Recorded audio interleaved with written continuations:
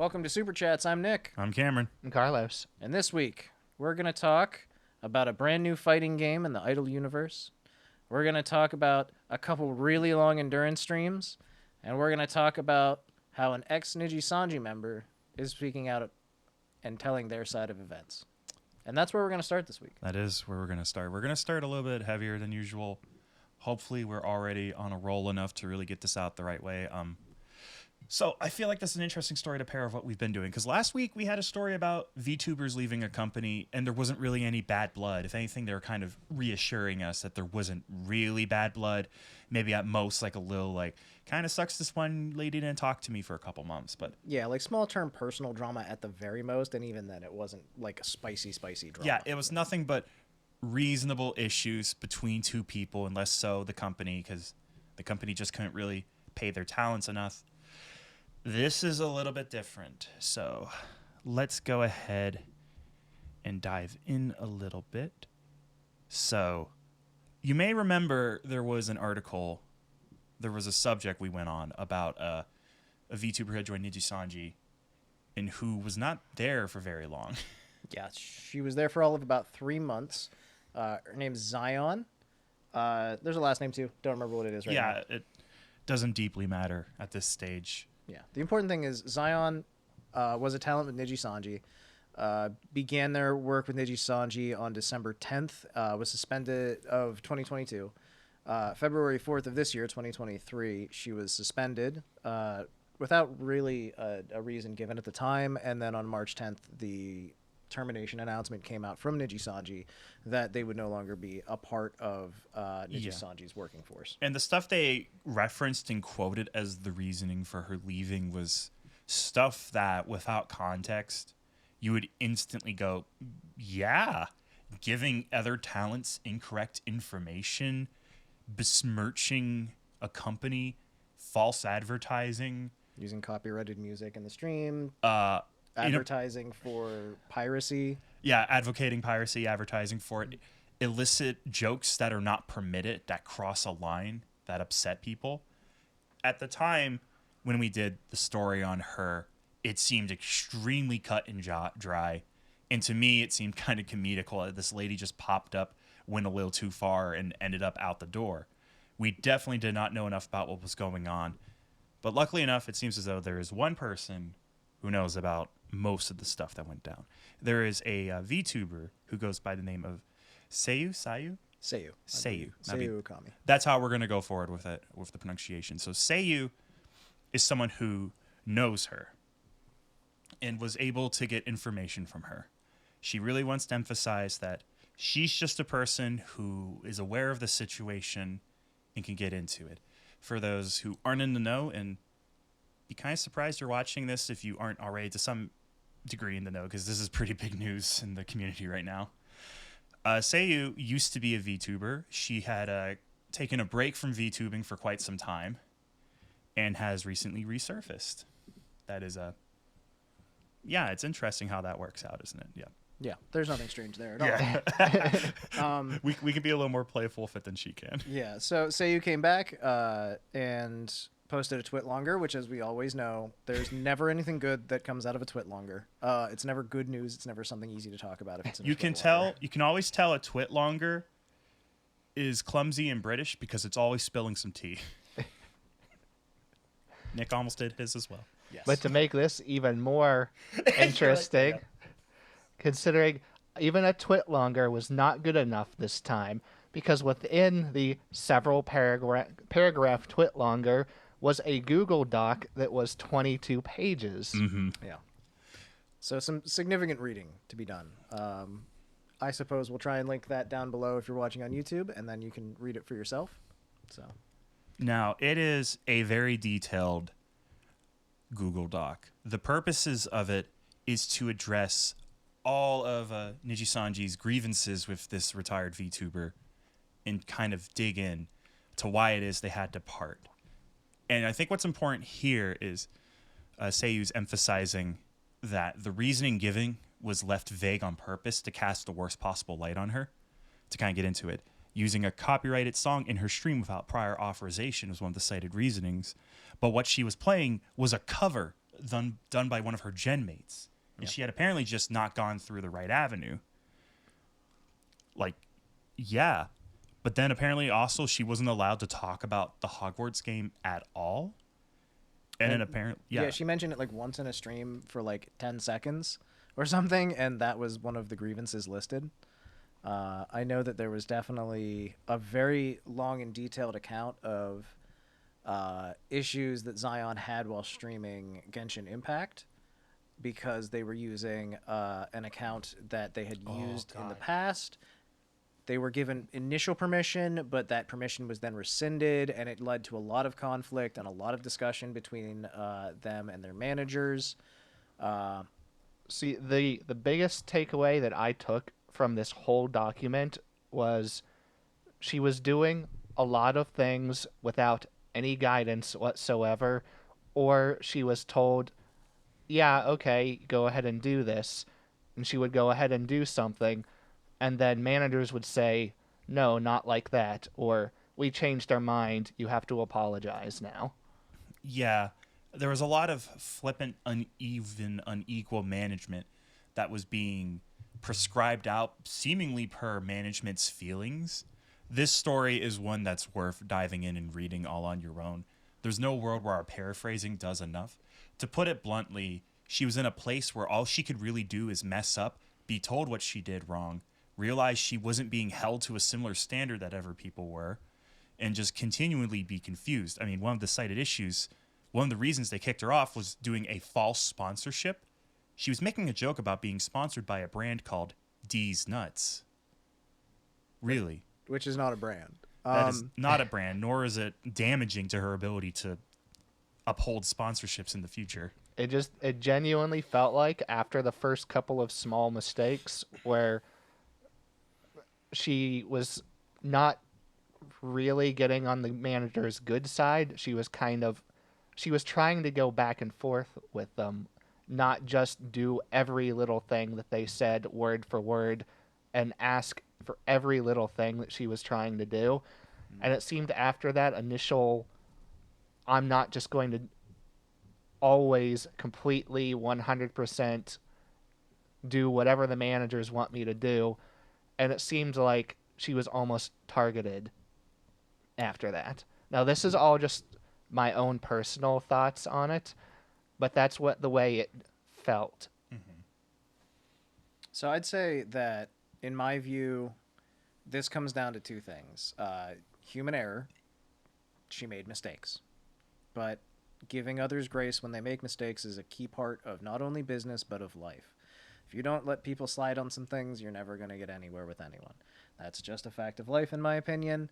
Like, there are some things you have to stand your ground on. Of course, there are important issues that affect people in a deep and meaningful way, and you have to stand your ground on some things. But, like, if she's making little mistakes, then you just kind of be like, don't do that. Okay.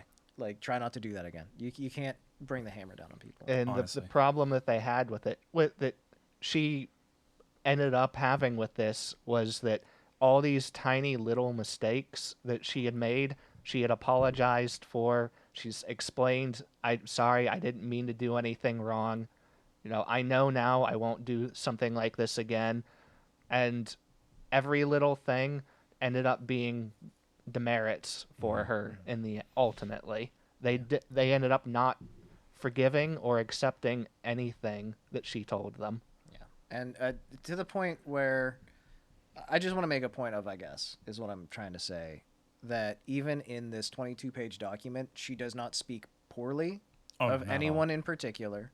She singles, I don't believe that she really singles anybody out. She does not name names. She is apologetic still, and at the same time very specifically says, I am not trying to talk poorly about anybody that is associated with a corporation. And I think that sometimes things just don't work out, basically. Mm-hmm. And that's, frankly, a very mature take to have. The other thing that I want to say is that it seems like, to me, a lot of it was small mistakes. There's an adjustment period whenever you transition into a new position with any job. So that's to be expected. The other issue is just miscommunication.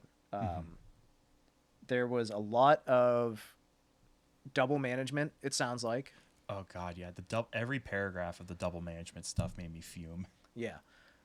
Being told one thing by your direct supervisor and then being told another by an indirect supervisor, to anyone that has ever experienced that, they know it's infuriating and confusing, and also it's very damaging to your morale. Yeah. Because eventually you hit a point where you feel like there is no right option because someone will be upset. Honestly, this reminds me of when I worked at GameStop. The guy who works in your store as a manager, he's the coolest fucking guy ever. You love him.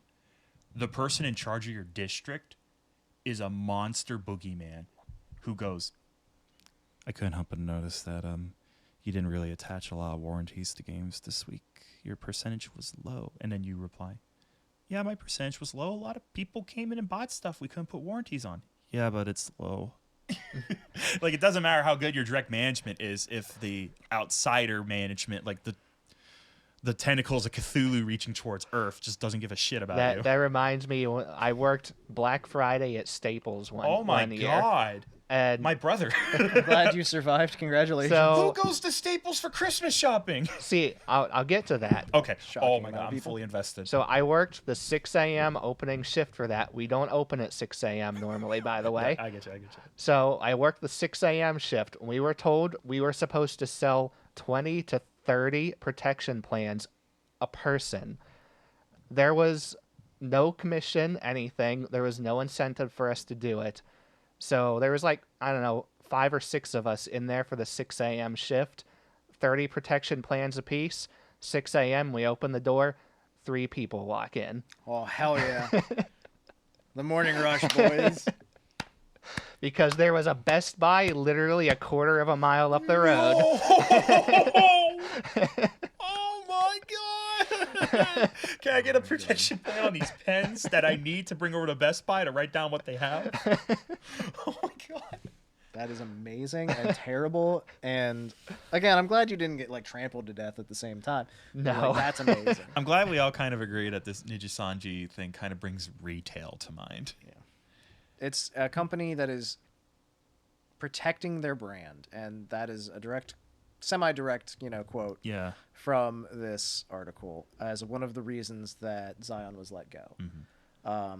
Protecting the brand, it's important. We Speaking- all understand that to some degree, but Speaking on protecting the brand, I think it'd be interesting to talk about some of the stuff she shed light on, because we also get some behind the scenes stuff.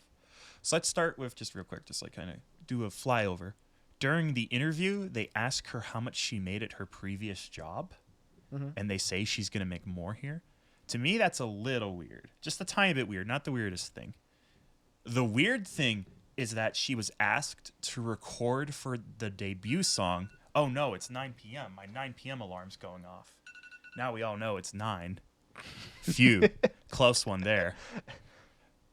She was asked to record her vocals for the debut song before she had even heard what even one of her gen mates sound like. Like, not even so much as like a Discord call or a notification of who they are. Just get in the booth, here's your lyrics. They're like, happy days have finally come now that I have friends like you. it wasn't even getting the booth. They just told her record Yeah, it. record it in your fucking room. She sent it, and the producer replied saying it's not good enough. Go to a studio. So she sent it again, but with audio erased from the background, and they said good. No reply. They just didn't reply. They just swallowed it wordlessly, like the mouth of Yagaboff. And going back to the whole financial thing, they didn't actually tell her you would be making more. She asked them and how much that she thought she would be making, or if there was any sort of like minimum that she would be expecting. And then they responded, you will be making more. Yeah. And then, speaking of costs, she had to incur commission costs to produce her own assets for her debut.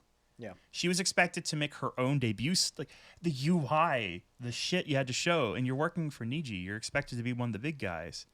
Now, a good thing we can mention too, real quick. She spoke about talking with people in her generation debut and other Nijis, because she just vaguely said, speaking with veteran ones. Everyone who works for Niji is like the nicest person on the planet, gave her sage advice, went to fight for her. They are good people. The people you watch at Niji, they are good. They pass the vibe check.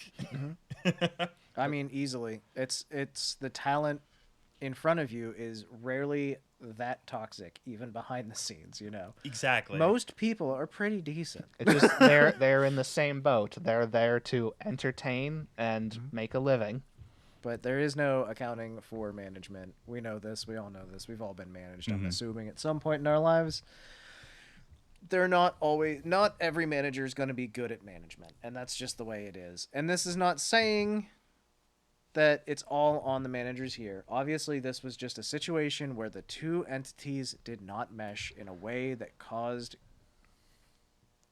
productive results. No, that it ended up being management ended up being like between being some are good and some being bad also was part of the problem.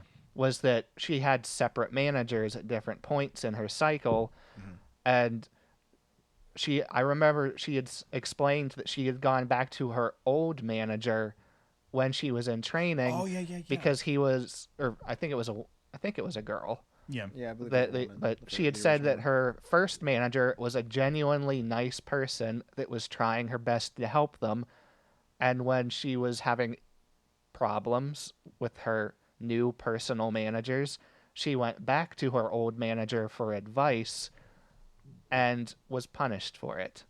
Yeah. And that's frankly one of the things that if you go over someone's head, they're going to get mad at you. That's unfortunately the way things work a lot of the times in business. And it's just, it didn't work out positively for her. That's unfortunate. I think that Seiyu probably has a good future in front of her, and that it's a good thing that she's friends with Zion. Yeah. Thank God And- Zion's story could get out. If nothing else, there were a lot of probably very strong lessons that were learned for a lot of people, I'm assuming. And that's sometimes the best thing you can say of a situation is, well, hopefully a lesson was learned. Anytime that you like are unfortunately this is more of a genuine like thing that I believe is if you're hurt by something, like you have to obviously deal with the emotions of it, but you also have to say, what do I learn from this? Exactly. What do I take away that will make my life better in the future? And then you just have to hope that you take the right lesson. And so at this point, we just have to hope that Zion learned the right lessons. She seems to be trying to take it as positively as she can. And she made multiple statements in her document saying, please don't go after people, don't harass people, don't use what I'm saying here as an excuse to be negative against other people. She was just trying to basically defend herself and say this is what happened. Try and take it as an explanation of events from one person's perspective, and just understand that you're never going to know the entire truth of anything. It's very easy to be swept up in the emotion of one side or another in anything. Just take a deep breath and say it is what it is, and try and support whoever you can out of it. But don't tear someone else down in your attempt to support someone else. That's not the way that you build a better world. There you go. We do have two other bits of info we learned as well. Go ahead. One of them being something I kind of suspected in general, but this just confirms it does at least happen in the industry to some extent.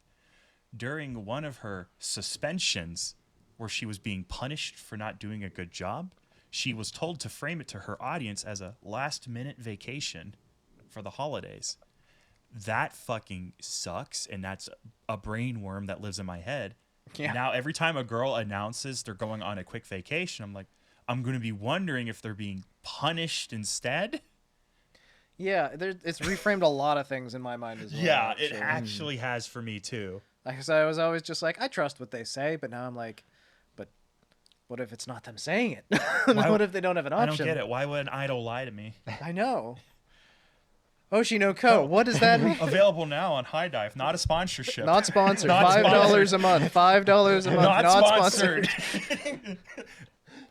Main Abyss, not sponsored. Yeah. And, Hey, listen, if you don't want to like be traumatized, don't watch Made in Abyss. Thank Go you. ahead. And the other thing we learned is going to be, it's the hottest take. This is from her more recent news stream that she did, and this a lot of people are already clinging to this factoid. The one guy who did a better job of presenting it. The classic. What do you think the revenue split is between on merch? Do you think it's 50-50? Well, he does a great job hyping it up. I'm we're not talking gonna about hype it up. false IDs. Yeah, false IDs video. Thank you. It's not 50-50. It's the VTuber gets 3% on a good day. Yeah, that was fucking horrendous to learn. That fucking cut. There's An unknown Wow. company that we will not specify, and we have definitely not spent the last however long talking about for legal reasons. for legal reasons. Apparently, according to some information that has come out through False ID recently, their merchandise sales are on average 2 to 3% of the money goes to the actual talent, which is like, holy shit. Now, the reasoning based on what I was able to read up is they make the merch without asking the tubers. But at Hololive, the tubers are a part of the design process the whole way. Like they say what once done, they help figure the stuff out, they help with the design, they get a bigger cut. So I believe the idea is the Niji people make more money through voice packs, which we do not know the cut on. This is all alleged for legal Well, reasons. Exactly. This is a report that we can't substantiate. So. I did see a discussion about that recently too, because somebody brought it up. You know, if merch isn't something that if it's something that you want, go ahead and buy it. But if you really want to support them, then voice packs and things that the members are directly involved, that they worked on themselves, that is one of the best things you can do to support them, because there's less of a middleman, so they get a bigger cut out of it. Yeah, it's also kind of like upsetting to me on a different level, just because from everything I've always read online and heard from people like saying online about idol culture is like you have to buy the merch, like the official merch, if you really want to support them directly. And so what the fuck? And that doesn't apply to this company in particular, at least. Yeah. Who knows how many others? I can't wait for like the controversy on Hololive, like false idea. Like, wow, funds aren't going where you think. Turns out if you want to support the talents, only the money Iris gets stays with the talents. Everyone else just goes straight to Yagoo, who makes a yacht and lives there. Wow. Good thing he really likes Iris. He loves Iris with all of his heart. I'm pretty sure he's on record as saying Subaru is his favorite. Yeah, he is. Doesn't shock me. So, Good taste. First of all, great taste, because the duck is fucking awesome. And second of all, She's like, an all-rounder. she is. And she's all about that bases ball. We're in a much happier place as soon as that subject changed. Yeah, I'm ready to move on. I'm ready to be a little bit happier. Let's talk about everyone who's sick real quick. All right, actually, let's not. We'll save that because we're feeling a little decent right now, and that is a serious topic we shouldn't joke about. It really is. Frankly. Does anybody watch the Mythbreakers finale? Yes. Nope. Okay, how is it, Cameron? You are the lead here. Yeah. I was looking forward to Mythbreakers returning for a long time. I set aside time. I sat down. I caught 67% of the stream. I had to leave for a little bit during the middle and didn't catch the entirety of the start. It's going to shock you to hear this, fellas. It's really fucking good. Mythbreakers has always been special because it's like the first really creative, let's bring all the girls together thing that Callie did, and kind of one of the first things to bring Myth together. Well, I remember Callie even went on record saying that she didn't think it was ever going to happen again. Yeah, she really didn't. And I don't blame her for thinking that, because a lot of it, she puts a lot of the blame on herself, but everyone is so busy. Gargura's in charge of a country. Ina had to figure out... She's only in charge of the capital of the country. Ina had to get surgery to remove her tentacles. Kiara's gay. She had them shrunk, and Kiara's aggressively gay. Cameron, I'm really starting to doubt your commitment to this. And Amelia has nothing but time. Oh my... God. So naturally, it was hard for them all to find time to do that, especially since... Well, Callie's busy. She keeps hanging out with her new friends, the Warner Brothers. So it was hard for him to find time to actually do this. I thought she was with Universal. I think it's Universal, yeah. Universal would be the actual record company. Yeah. Is that owned by Warner Brothers? I wouldn't be surprised, but I don't think so. Okay. But either way, it was hard for him to find time. I just wanted to make sure this wasn't me, like, not... No, it's all good. It's all good. It's me misspeaking. It was hard for him to actually find time to do this. Speaking as a DM, yes. It is hard to find time for your group to play. Yeah, one of these days my group's gonna be back together. It's only been since COVID started. So when they finally got back together, they finally got back to it. God, it was so fucking nostalgic to have to get to know all these stupid characters again. I love the energy of them playing it because it's exactly what you think them playing a tabletop is. Ina makes a mostly normal girl with a little bit of a tragic backstory because Ina loves those tragic stories. One of her favorite animes, Main Abyss, for God's sake. Kiara makes like a perfect pretty princess who like is a hero doing her absolute best. Gura makes like a cute country girl who does some stuff backwards, has some questionable morals. The bumpkin. Yeah, Scout's great. And then Amelia Watson makes a monster. A drug-addled goblin who grows mushrooms named Watoto. I forgot about Watoto. Watoto's the best. It's great. It's the finale to the story. I caught 4 streams from the original Mythbreakers. Oh, your cat spooked the shit out of me. I just heard a loud snort like an infernal beast. Thank you, Sonic. He's contributing. That's our 4th member of the podcast, ladies and gentlemen. Off screen, fighting evil. Or the backside of a couch in this case. Yeah, he's definitely fighting that couch. Yeah, it's great. But yeah, didn't catch most of the story, so I had kind of pick up what's going on. Dr. Oopsie's there, and they're fighting the worm. That's with a Y. There's some shenanigans. Like a Dargon. Yeah. There's some shenanigans with Callie using the voice changer to deepen the living shit out of her voice so she could be a monster. They tried to fight with the power of friendship. The roll failed. Friendship did not work. I remember I actually saw the clip of the worm thing where everybody realized that Kiara didn't actually know the whole time what they were fighting. Yeah. That is the most DM moment I've ever witnessed in my entire life. It's the most Kiara moment I've ever heard about. Those people exist. I mean, I understand it. I'm one of them. I'm just like, can I swing my sword? No. Let me know when I can. I'll be in the other room. Yeah. The fuck is a plot? But so, overall, a very good stream there. If you like literally anyone in Myth and you have it in you to sit through a tabletop game, it's like one of the most watchful things that have come out in a while.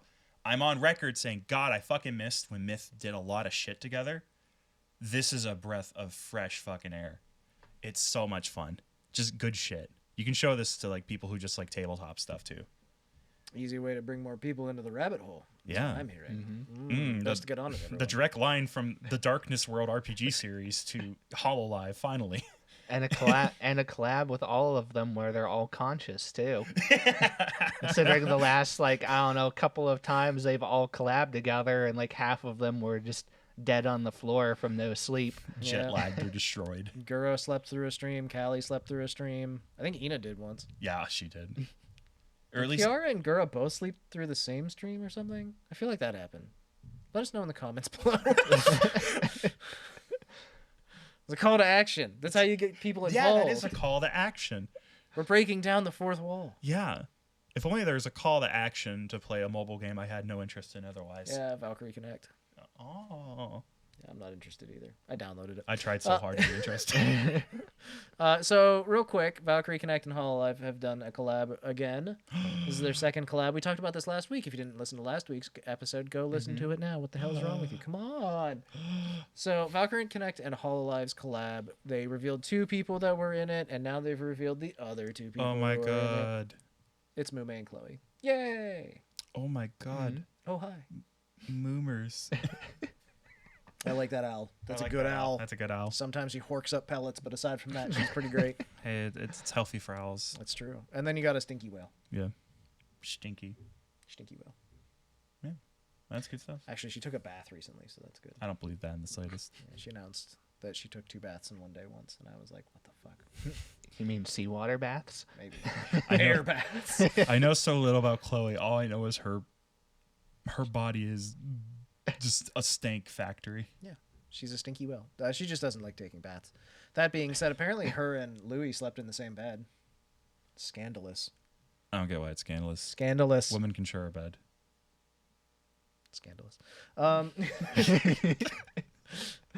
Yeah, it was a really cute clip because they were just like, yeah, we went on vacation. Then we shared a bed. And then I think it was, I don't know, I'm just going to say Fubuki. Anytime I don't know who somebody is, I'm just like, it was probably Fubuki. But it's the great void between. Yeah. No, it was Iroha and Kayori, the other gen mates from Oh. Hololive. Laplace was absent from this stream. We'll get to that. But thank you, Sonic. Fourth member of the stream, ladies and gentlemen. I love that cat. I love them. They decided, or they were discussing about sharing a bed, and they're like, why didn't you just get 2 beds in your hotel? And they were like, I guess we didn't really think about it. I mean, sometimes there's 2 beds in the hotel room, but when there isn't, we just share the bed. And they're like, we've been on like 3 trips together. And I was like, these girls are actually married. Like, oh my God. It's Flair and Noelle all over again. Oh. It's just great to see them actually being like real friends in real life. It just makes me happy. Even though they like tease each other and they're just like, I think so it'd be cool if we were friends IRL. we've talked about this. Yeah, I'm sorry. It's not just okay. Just don't bring it up again. I know. I said not to bring it up on the podcast. I just specifically said not in front of our guests. Yeah. Ollie's watching us. Oh, he's fucking munching on popcorn. Oh, it turns out they're not friends. Great voice acting, by the way, Ollie. I really liked it. Yeah, that was good voice acting. Keep it up. Yep. Thank you. So, all right, let's actually turn back down again. Get a little sad. There are currently, as far as I know, 3 Hololive members that have contracted the coronavirus, and we're not supposed to say those words because we're on YouTube or whatever. I don't care. We can't be demonetized. We're not making any money. But Laplace unfortunately announced a few days ago that she has coronavirus. She posted a short stream which was both sad and hilarious as she attempted to actually speak. And if you haven't watched it, definitely check it out. But the other thing she did was she made a really sad post on Twitter where she was like, don't forget about me while I'm gone. And I was like, no, you're not supposed to be cute. You're supposed to be a fucking shitty kid. Don't forget about who? Not funny. I'm sorry. Sad. That's very Yeah. So yeah, keep Laplace in your thoughts. Also, Shion announced that she has also contracted COVID. Oh no. I don't know that she's put out any statements specifically, but also keep her in your thoughts. And finally, Aqua. Minato Aqua has announced that she also has COVID. Aqua and Shion are very good friends in real life, so it would not surprise me if they were together, and that's potentially how this happened. Also, Aqua said, literally, I haven't left my house in forever, and the first time I do during Golden Week, I got COVID. So she was like, please be careful, especially if you don't go out a lot and have a bad immune system. So, of course, keep Aqua in your thoughts as well. We're hoping that all of the girls have a speedy and very strong recovery. And to go along with that, I believe it was Subaru has recently gotten sick too, but I haven't heard anything about that being COVID. Just, actually just being normal sick. Yeah, so she was having some pain in her chest for a while. She went to the hospital eventually, as we all tend to do, frankly. She got some medication for it and was sent home. She took the medication and has begun resting. She canceled her streams at the time. She has not streamed again since, but she said that she has been resting. She's feeling a lot better. There's still some tests and things that need done, but for the most part, she's in a good place, and she's optimistic right now. It's not. She doesn't think that it's a larger issue, apparently. Which is good. That's really good. We're, of course, hoping that whatever's going on with her, she recovers quickly and well. Because she's great. She's one of the best folks out there, and she is the best duck. And we do give a duck. This is the worst episode. It is. There's too many puns already. We've just started. I know, but the quota's so low. But on real quick, again, on a serious note, we hope everybody recovers well. We hope all the best for you. Back to the fun stuff. Stanley Parable. Stanley. Indeed. So, Stanley Parable is now officially allowable. They got perms for it. Perms. I believe the EN members already played it several months ago. The biggest difference is that it's now in Japanese, I think. Yes. Yeah. They got subtitles. Which perms were already there. Subtitles now exist. Which I totally get that. Stanley Parable is extremely dialogue heavy, and frankly, it's not one of those games where you can just infer what's going on. It seems to be very off the wall. It seems there's a lot going on at any given point in time, and the narrator is literally the point of the game as far as I can He tell. is literally the point of the game. The entire point is to just infuriate the narrator as much as possible. There's also the bucket. We're past my knowledge, everyone. God, I love the bucket. I do not understand the bucket. Mind if I just talk about the bucket for like one more second? Go ahead. Okay. Spoilers for Stanley Parable. I just fucking love this game. So the original Stanley Parable has a ton of different endings, right? I haven't played it. There's like 10. I'm about to be spoiled. They made a DLC, and the DLC has a nice little intro section. What they do is they add a modifier. There's all the same routes. They didn't change the map. The difference is if you pick up the bucket, it changes every single ending in the game to new bucket content. And all of it centers and focuses on the bucket to such a degree to be maddening. One ending, you try to kill the bucket, but then you betrayed the bucket killer 9000 and the machine ends the planet. Another ending, you realize you love the bucket, but the narrator doesn't let you love the bucket. The game goes down a bucket hole and never comes back. I mean, they added a lot of content for for the remastered version of it. No joke, they doubled the size of the game with bucket content. They had other stuff that isn't bucket content. The beginning section, the ending sections, new stuff, sans bucket. I specifically remember one of the I think it was an ending. It was one of the endings that you could get or something you could do anyway. In the original Stanley Parable, towards the end, there was a discovery that people made where you could fall off the map and you would permanently glitch the game from the playthrough and you'd have to start over. For the remastered version of the game, they left it in. You could still fall off the map. And they added an ending for it. So good. There's also the I love that. the achievement Stanley Parable 1 called Go Outside. Don't play Stanley Parable for 5 years. Deluxe Edition has Super Go Outside. Don't play the Stanley Parable Ultra Deluxe for 10 years. But all New achievements drop, boys. all I have to say is this game is streamer bait. Watching these girls fucking play this shit is always a good time. 100%. I'm seeing just now that Pat Cora played it. My plans are now widened and narrowed. I want to watch the clown play the clown game. I've been watching Botan clips.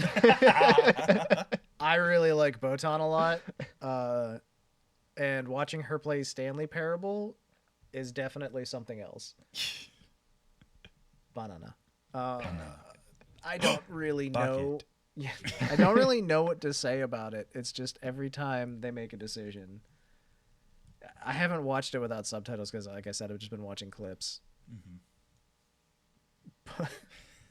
It's a masterpiece of a game. It is, yes. Stanley And I Parable feel like is one of my because favorites. the narrator is in English, you could probably follow it decently even without subtitles. Yeah. So. You just hear Pekor go, oh. No, Pecora like yells at the narrator and does the opposite of whatever he tells her. Naturally. She Because has that that's rebellious Pecora. nature. Play it today. Play it now. Not sponsored. All right, let's move on to a little bit of former VShojo stuff. Look forward to Nyanners and Vebe being part of Mythic. Oh, damn. Now we can't feature them on the indie section. Oh, no. But wait. Guess we're talking about Silvervale. Mythic's not really an idol agency. They're not? No, because Asmongold's not an idol. I beg to differ. I've never seen a stronger candidate for Idol of the Year than Asmongold. Who the fuck is Asmongold? He's a guy who hated World of Warcraft enough to make a lot of money on it. I know. Yeah, I don't know. that's his whole story. I tried to big up myself like I did know. Like I was being a joking. I legit, but I'm not. I won't actually watch his streams because he streams nonstop. But I love watching like clips of his streams because he acts like a complete moron. Every time, everything he says is completely and utterly moronic. But at the same time, he somehow still ends up being smart. Sounds like a good streamer. I'm sorry, I just love the energy. Just out of nowhere, Carlos coming in hot. This man is dumb as hell. Carlos, 2023. Yeah, he's not personally to my taste. Some of his stuff is a little too. If I react enough, I put food on the table. But at the same time, it's like I don't think he's like horrendous. There's way worse people. If you watch Asmongold, you're fine. That's a decent take. That's a decent choice. The best way I could describe what his content is he drama baits. Yeah. Except whenever the drama actually comes like back around towards him, he actually is not like, mean about it. He brings people in with it and then just actually has legitimate conversations. So I don't know. It's a little back and forth with him. I generally just like him as a person. Yeah, like that's what I mean too. Is like I definitely respect him, just not content-wise, not for me. The biggest impact he's had on me as a person is he has added a lot of new players to FF14. A lot. But it's fair. He's not toxic to the FF14 community, so he's never really impacted me. There's other talents in there as well. Soda Poppin', Shy Lily, Tashed, whoever that is. Gotcha Gamer, OK Code, Fifi, Camilla. I scrolled through the list. I didn't hit the bottom before I got tired of scrolling through the list. There's a lot of people on Mythic. Big agency. The weirdest part is it seems like Mythic does what the company they left does. Where it's like, we help you find advertisers. Uh-huh. We help you with branding and editing sometimes. It's just better cuts, isn't it? That's probably just better cuts, yeah. I mean, it makes sense. They have Asmongold. That's like a household name. Yeah. He pulls in like tens of thousands of like concurrent live viewers. Yeah, he's on live stream fails all the time. That's the only reason I know who he is, frankly. I've seen a few clips of him, but I don't really know anything about him. A lot of the people I listed on here are people I personally know. Like as streamers, I've watched them before. But I mean, I left out a lot of them that I did know that I'm going to be honest, I don't respect them as streamers, so I left them out. That's a good choice. Yeah, don't. Yeah, no reason to bring in stuff we don't know exactly anything about. So it is interesting that they signed basically immediately to a new agency, which shows that they're not opposed to the idea of being in an agency. They're just opposed to whatever the deal they were signing up for, again, at VShojo is. The speed of it, counter offer. Yeah. Like this is paper that was already mostly signed, unless it really is that quick to join Mythic. I imagine with the number of subs they have, it wouldn't have been a long discussion anyways. And I've heard that they've been actively trying to recruit, like, specifically more VTubers to their agency. So this was just, like, the perfect chance for them. If they've already got Shy Lily, they've already got a big name. So it makes a lot of sense. And just grab Neanders and Vebe, even more huge names. Yeah, like, it's a good way to break those doors open a little further and then maybe get some mid-sized, low-sized talent involved too. And, frankly, it lures me and technically into the Mythic space because everyone that is listed here and I saw on the website I don't watch. I watch some Neanders. Fuck. Now I watch Mythic. Yeah. You can see why they're playing this game. It does make a lot of sense. So, onward from business. Let's talk about a little Mario tournament action real quick. Why don't we? Yahoo. Let's go. Let's go. Woohoo! It's the best I got. I have better, but I don't want to raise the energy level too high. This is a calm, collected retelling of the Mario tournament. So the rat fucked it all up. Did you get rat? That's from Mario himself. You gonna die. So Bay caused some lag at the tourney, which was an interesting turn of events, right? Mm-hmm. Oh, yeah. So I saw a little bit of this. How did they figure out who the problem was? Was it just because after that round everything worked? Pretty much. There you go. I blame the Australian then. I see how it is. I also see how it is. I mean, I'm pretty sure that the whole point she even tried was she's probably like, hey, most of the people in here are from Japan. Japan and Australia are pretty close. It did not work out that way. Nintendo's servers did not appreciate that. So lessons learned there. Bay is now barred from all future tournaments. Bay will be forced into graduation. No, Not funny. Sad. Actually, no, I believe it's peer-to-peer for that. Oh, so that makes a lot of sense. Nintendo then. doesn't have servers. They have prayers and duct tape. Yeah, that's how that goes. Just ask the Smash Bros. Ultimate community how they feel. Let's not go into that can of worms right now. There's like 15 topics in Smash Bros. We could go after, but let's not try that. It's an unbathed can of worms. Yeah. Speaking of Bay, though, Hey. Ina and Bay are really bad at Mario. Yes, she is. Like, holy crap. You guys are just awful. No, they're not particularly platform players, and there's nothing wrong with that. Toa, though, might have a different opinion. I watched Ina's practice stream, one of the practice streams she did. Mm-hmm. Oh, boy. Just the basics of jumping was not going well for her. Yeah. It's not their game. They just wanted to be involved and have fun, and that's what they did. And that's the important thing. Toa was the third person on their team, because some of the teams had 4 people, some of the teams had 3 people. Their team had 3 people. Toa was the only one that knew what the hell she was doing, and Toa had to leave her. Like, so she did her best. They somehow got 3rd place. Congratulations. That's a bronze medal right there. Yeah. Mm-hmm. Yeah, So- I had heard that. I didn't get to see too much of it, but I had heard that Toa carried them pretty hard. I can easily believe that. The ultimate winners of the tournament were Team B. So that was Fauna, Nene, Koyori, and Iris, which is pretty good. That's a winning team. Fauna swept. Yeah, it doesn't shock me there. She is good at Mario. Yeah, and the weird thing was I watched a lot of Fauna's practice stream for that, and Fauna admitted later that she probably should have practiced differently because she started practicing a super, like one of the really super hard levels, and was determined she was going to beat that level, and ended up streaming that for literal hours and never beat it instead of practicing anything else. That sounds like Fauna. So Fauna's been clipped very heavily in the preparation for Mario. Yeah, and like I didn't know if I was gonna watch Fauna rehearse because like yeah, I already know she's great at platformers. She's a shoe-in for this. She's an easy bet. She's probably gonna get pretty far in this. But then some of these clips had some juice going on. There's a little bit of spice Yeah. happening. A little bit of sour, a little bit of bitter. Yeah, there's something going on with her. Let's just say her hours and hours of training on the same level over and over again did something to her mind a few times.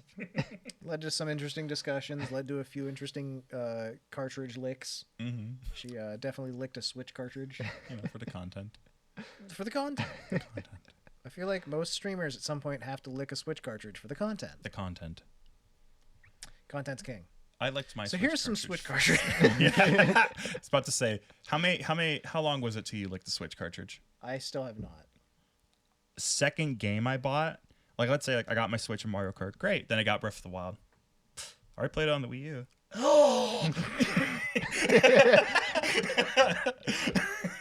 I love that story. It's like such a true tale of like the way humans work. It's like no one has yet to lick one. Someone posts on the twitter.com, I licked it. It tastes gross.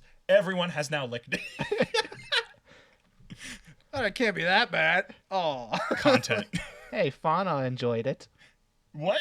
Yeah, she said it tasted good. There's something wrong with that It's tree. filled with chemicals scientifically proven to convince children not to eat things. She's a vegan. She mostly eats grass. Like, they don't know what good food tastes like. I'm sorry, I don't mean that. Vegan food can be really good. Leave your comments down. I've had really good vegan food. Same actually. here. Same here. I love the Impossible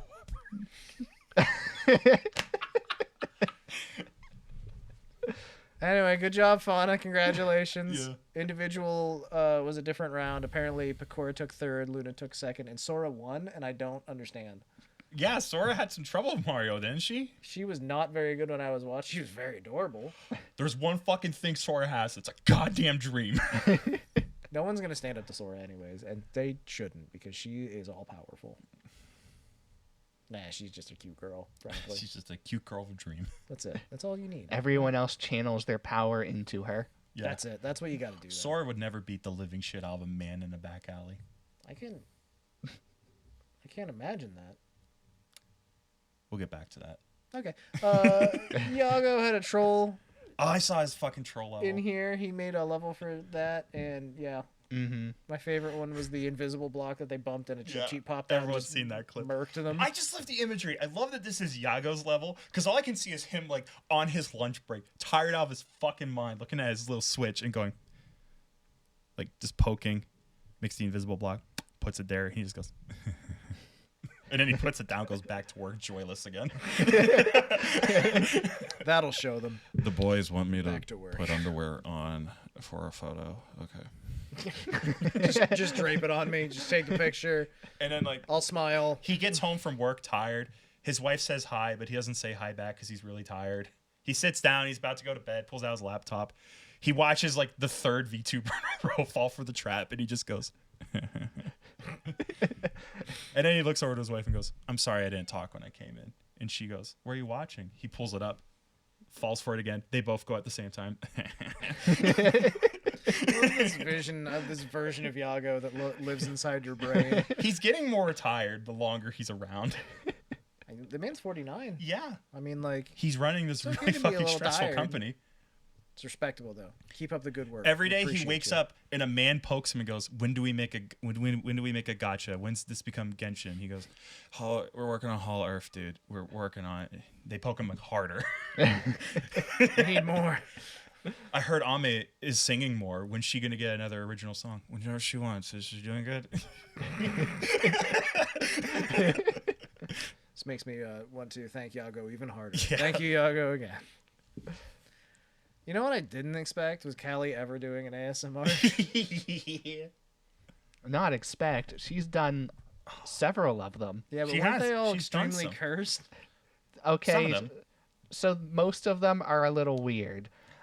I like her ASMR content because it's paired with the genuine attempts and then her getting up from the mic to go grab something and you hear in the distance, whoa, or yeah, you piece of shit. Like, it's great. Her beach spa one is pretty normal. Yeah. That was actually one of the very first ones I ever listened to, not just VTuber related, but like period. Oh, interesting.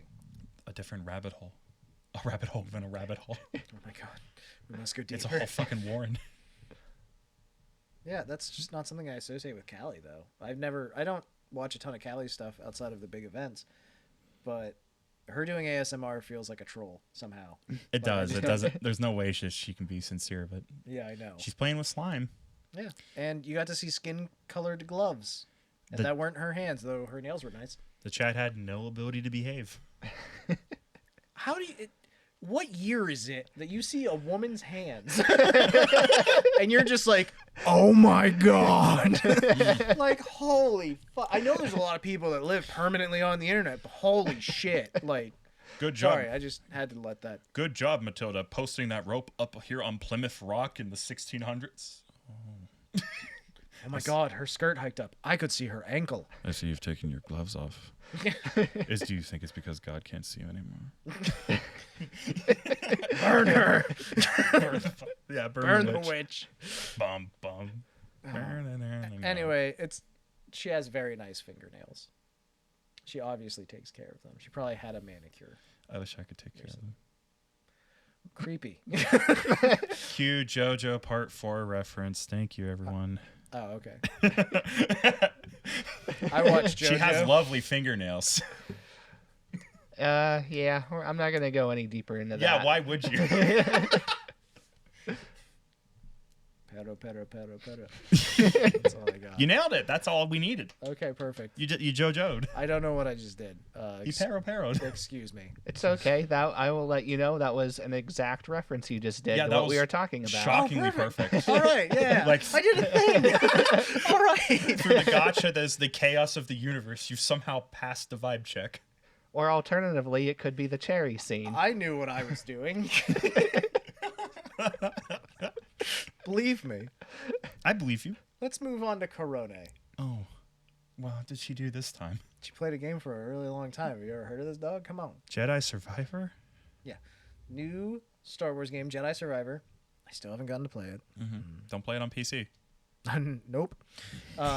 We all learned that lesson, I think. It has very bad reviews on PC because it is nigh unplayable for many people. It is the worst PC port in years. This is the new crown champion person I watch. He can't run it on his 4090.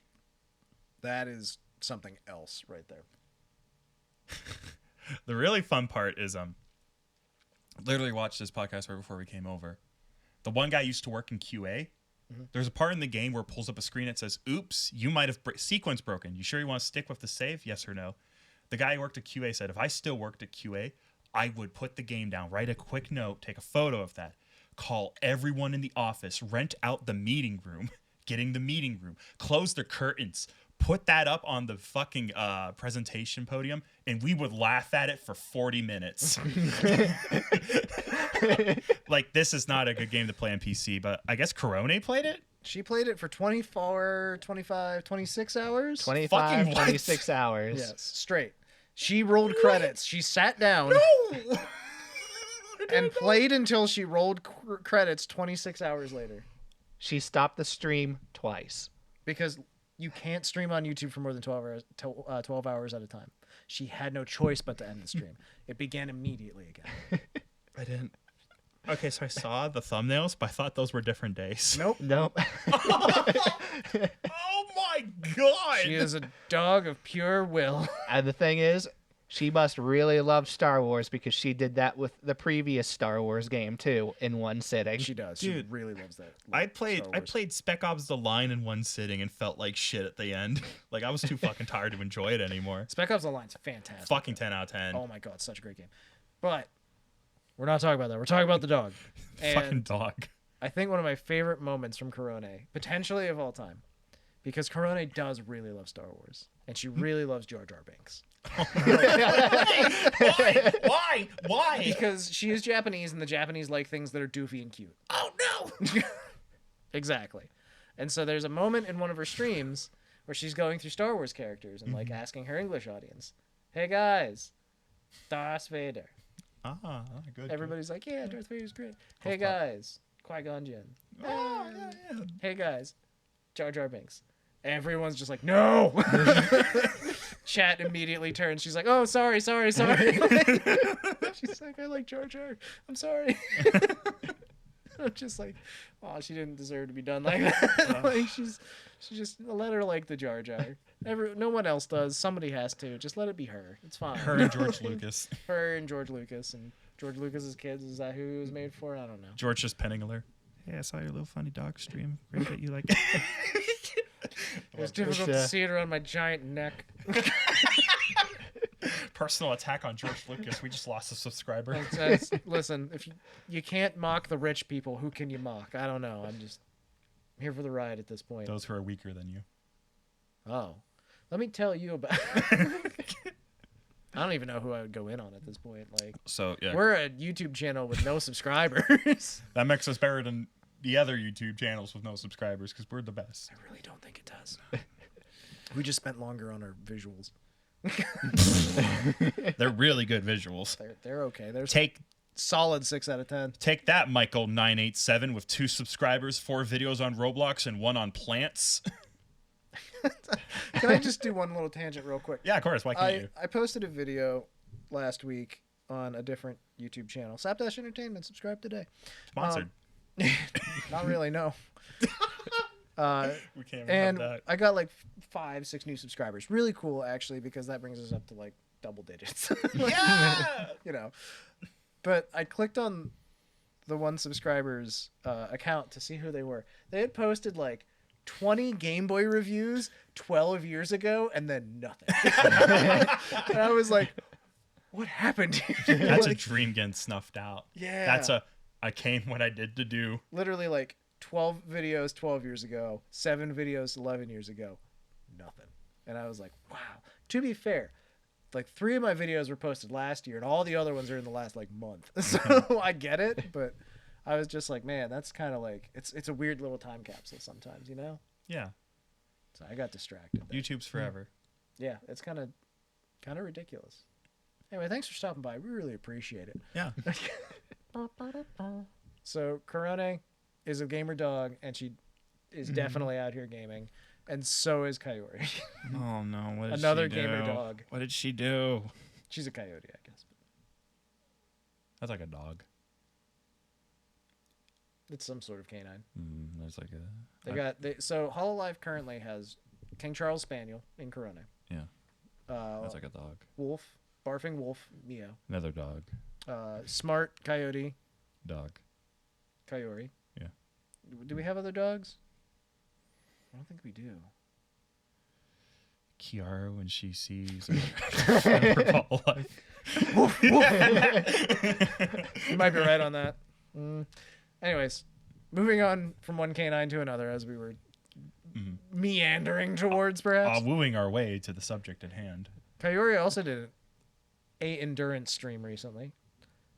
This one was much more variety based. There was game shows, gameplay, special guests constantly. It was wild. I skimmed through skimmed the timeline through all 3 of the videos of it, and it's just like, how many people were here? It's like half the people in all of Hololive were in the video in her streams at some point. So one of the things about Kayori that I find fascinating is that she streams more than any other streamer in Hololive. I do believe she is definitely up there. Since this 4-part 24-hour live stream that she did, there's like 12 new streams on her channel. And this was like a couple days ago. Like she streamed. If she is awake, she streams. And like Watame is one of the most, like, she streams a lot because she does a lot of just conversation streams. And she looked at the numbers at one point of who streams the most in Hololive because she expected to be number 1. And she was number 2 behind Kayori. At the very least, number 2. I don't remember the exact situation. But I know that Kayori is just like, she does not sleep. She streams. Kayla does grinding off stream. Yeah. Kayori does not understand off stream. So she is deeply impressive from a lot of different standpoints, I guess. I don't know what to say. I turned the computer on, the record button turns. I was like, oh, okay. Just goes for it. Just goes all in. So yeah, her live stream was enormous, by the way. She had Gura playing Yahtzee at one point, which was cool to see. She had Ina playing Connect 4. Ina's a god of Connect 4.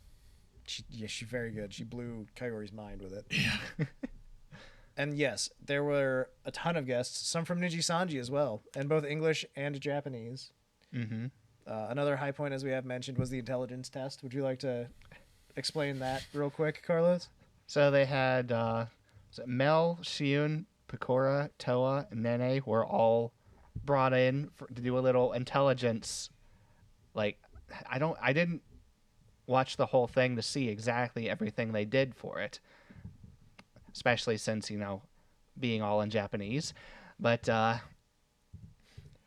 yeah, there was a little bit of a shake-up with that people were more intelligent in some areas than they were expecting, less intelligent in other areas. Poor Mel.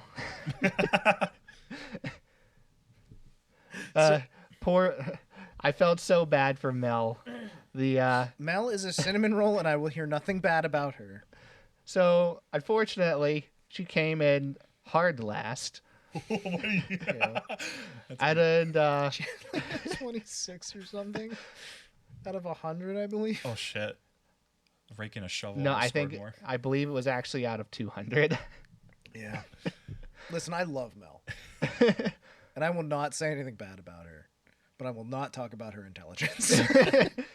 But I remember when they were doing the awards for it at the end where they were announcing it, they announced her in last place as the final announcement.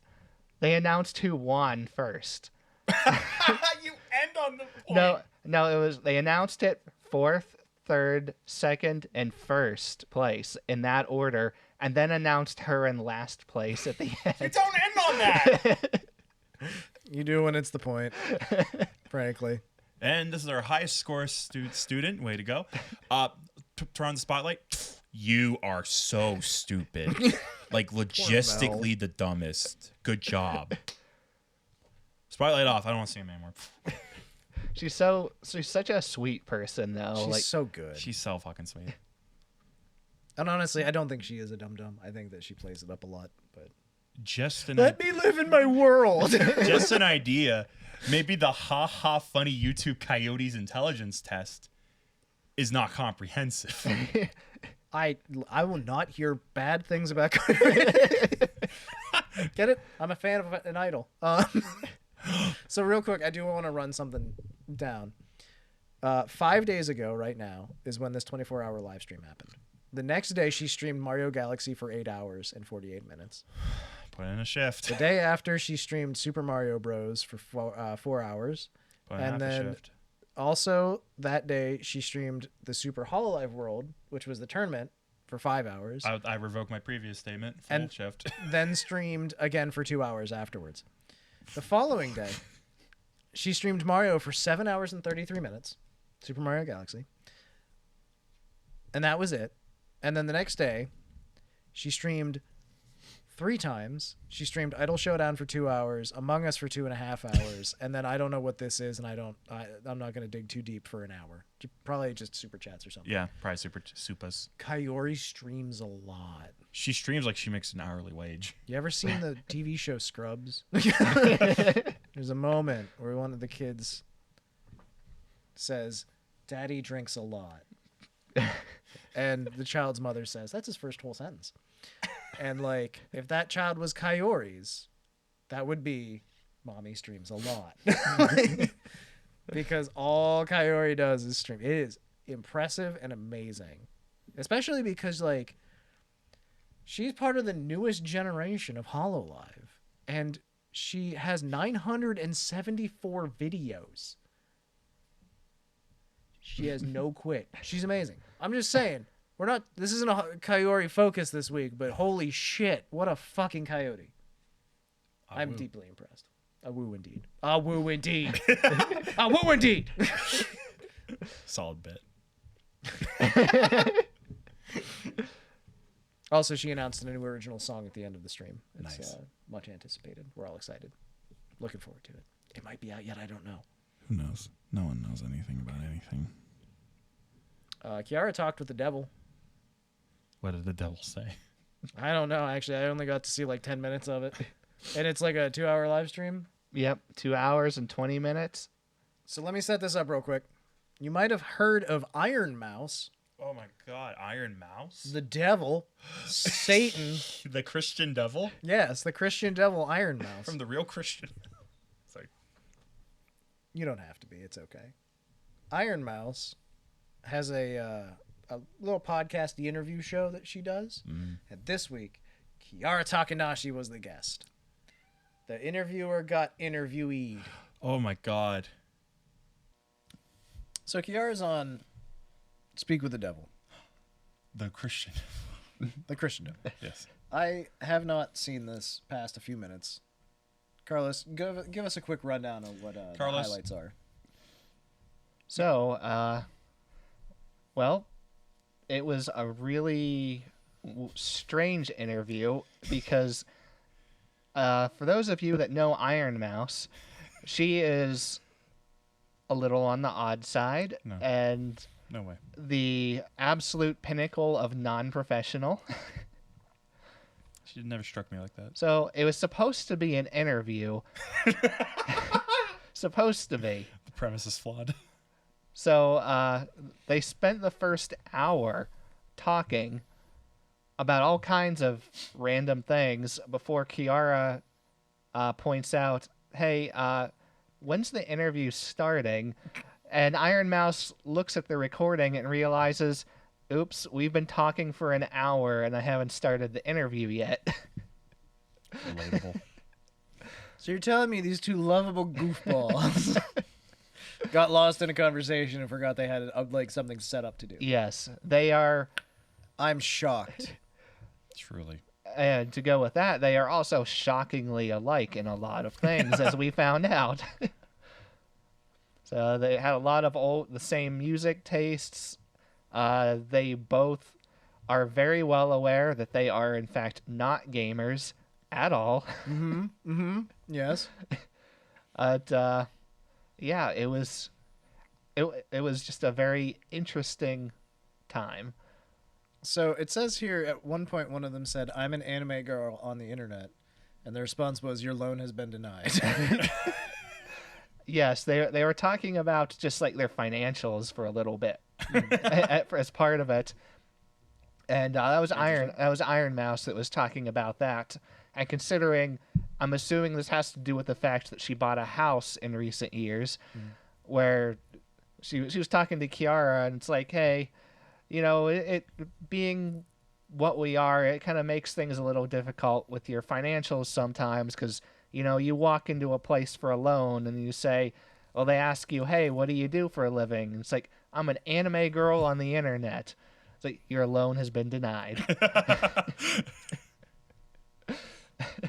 I can picture this in my mind without having to actually Yeah. watch the stream is the fun thing.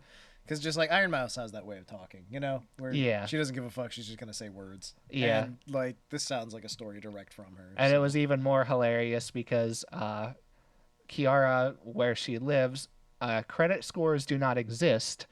So she didn't really know what Mouse was even talking about through part of that. That makes sense, yeah. Credit scores are very much a big America thing, so. Yeah. And not even anything particularly old, if I remember right. No, they started in like the 80s or 90s, I think. Yeah. So they're a very recent thing, historically speaking. So, Iron Mouse hasn't ever seen snow. No. Which I guess, like, that makes a lot of sense. Iron Mouse has an immune deficiency, and she is confined to her home a lot. And her home is in Puerto Rico. Yeah.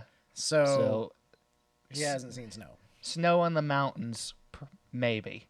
And that's about it. Yeah. And she had talked a little bit, like, clear back when she was even still, well, she didn't specify, she just said when she was in school, but she didn't say, you know, what part of school, high school, middle school, college, whatever. Just she had already gotten bad enough at that point that she had to withdraw from school entirely.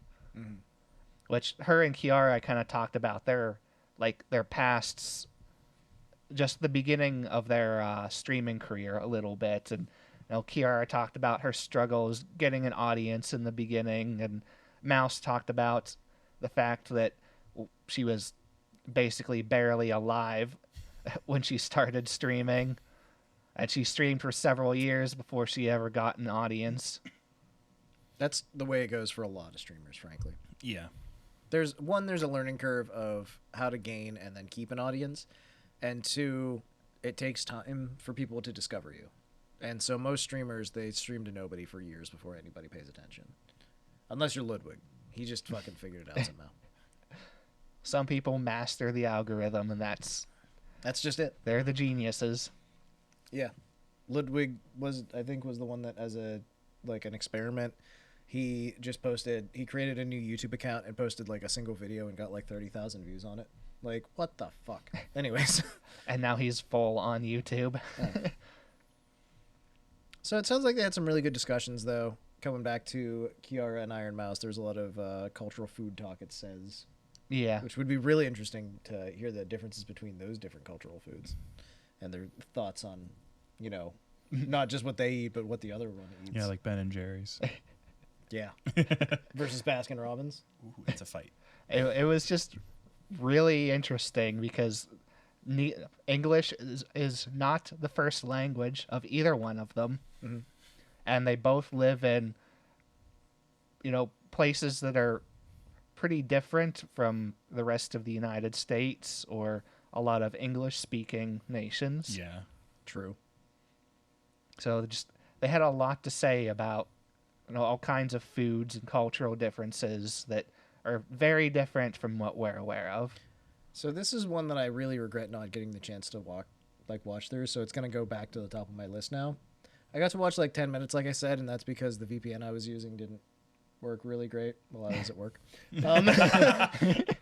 Because I threw it on as just like something to listen to anyways, and then like it was too slow. It didn't actually keep up. One of the interesting things that I saw though in the notes was that there was a conversation point at some point that Hololive and most agencies really wish they could be at event they really avoid talents being at conventions, basically, right? Yeah, they both specified that. I think this actually came off one of their real interview questions towards the second half of it, where they both admitted that they desperately wish, like very desperately wish, that they could physically be at events in person, not even necessarily with fans, but with fans too, but just they wish they could physically be there. And that's just something that neither one of them are able or allowed to do. Which is interesting, especially because Fubuki this week went to Osaka Comic-Con, apparently. Yeah. And met with Mads Mikkelsen. A fame and acclaim. Yeah, and there's a picture of a selfie she took with him. And, I mean, it's Fubuki and Mads Mikkelsen. I don't know. So there's some kind of a leeway where they're allowed to live their own lives, too, but they just can't be the talent there, I guess. Do you know if, like, yeah, that'd be the question, is, like, did Kiara mean that more in the sense that she can't be Kiara at a street or at a convention, even? I believe that's how Kiara was mentioning it. Iron Mouse is a little bit different because she is literally physically not capable of going out, period. Yeah. So their situations are a little bit different on that. Very true. It's an entirely different situation for the two of them, I guess. But Kiara just sitting there going, I wish I could go to conventions. Iron Mouse nodding her head, but a little bit more weakly. Me too. Yeah, that sounds right. Yeah. So, in general, check out this interview. I need to.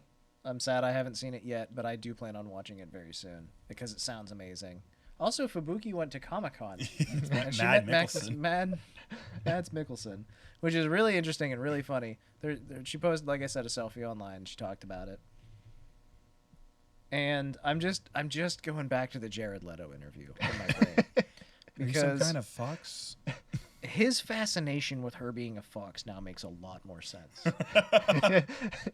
What do you mean? Recently, there was a small event called the Met Gala. Very small. Someone showed up in a full fursuit.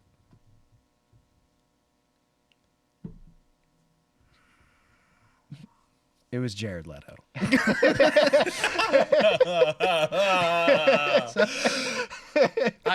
I'm just saying what I'm thinking, which is that his fascination with her being a fox is a lot more sensible now. We did it, Reddit. We figured it out. All right, I'm going to be honest. That just made the entire interview even more awkward for me. Yeah, it fucking did. It's a knock at the door. Jared's one of his many wives, urgent voice ringing out. Jared, are you ready for the Met? Not now. He's watching the Fubuki interview again. What did I do wrong? Why did they dislike me? What did I do? Why did they like her? Why did they like her? I know what I have to do. Honey, where's the fursuit? The what? Oh, the other wife knows. Bring me the smarter wife. Bring me the wife I talk to about my Fuck secrets. off!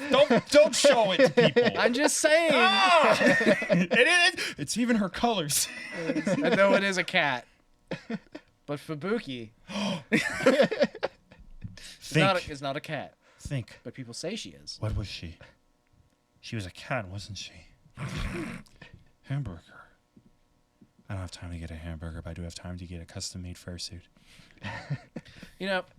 Let's talk about furries real quick. Have you personally known any furries? Yes. Okay. Have you known any with a full fursuit? Yes. Okay. The thing is that blows my mind. Carlos, have you ever met a furry? Do you know any furries? DeBronies count? Fursuit? Did they get a fursuit? That's the No. question. Okay. No, they don't. So I found out how much, like a nice and like his fursuit was like professionally made. Mm-hmm. It was like $3,000 for this fursuit, and that blew my fucking mind. So the furry I know, she makes fursuits, and they're extremely high quality. So, you got both. Like we got both sides. Yeah, like we have it. The consumer and the provider. What you're paying for are materials, design work, because typically when you come to the fursuiter, you don't actually know what your thing looks like in 3 dimensions. Makes You're sense. paying for the back and forth of them sending you drafts. You're paying for the actual creation of the suit, which is extreme labor, the shipping, and also, of course, so the other person makes money. And since it's a niche hobby, you can charge more. Exactly. That makes a lot of sense. I know people that are in the train, like model train world, and they make enough money to live on. Has a deep world. Yeah. So like, niche hobbies, if you can provide something of value, like you can live off of it. Exactly. It's just fascinating to me, I guess, because like I can understand people associating with animalistic tendencies and traits and things like that, and really bringing that into being a core part of who they are, and that being a large component of fursonas and the furry culture. Right. I've had this discussion with furries. Is what I'm saying.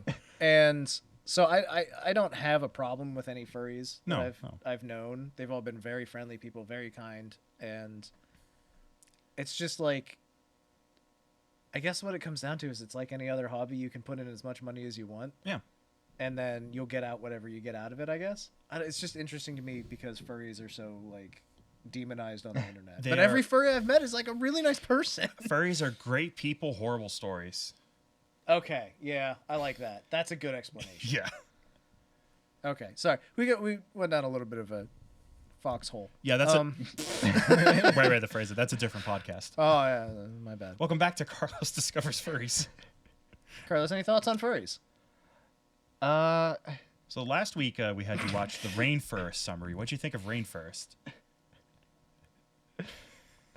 The silence speaks volumes, everyone. You're a historian, people.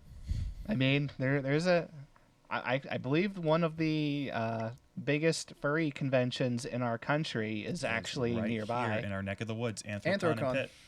Mm-hmm. It's the biggest convention in the world for furries. Yeah. And funny thing about that is just a little side story. No, I have not been to it. But it's a big place. They have merch. I know the company personally that makes their merch. What?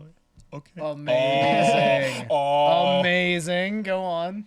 And for the record, no, it's not where I work. Oh. But it is also, in fact, another local business very nearby.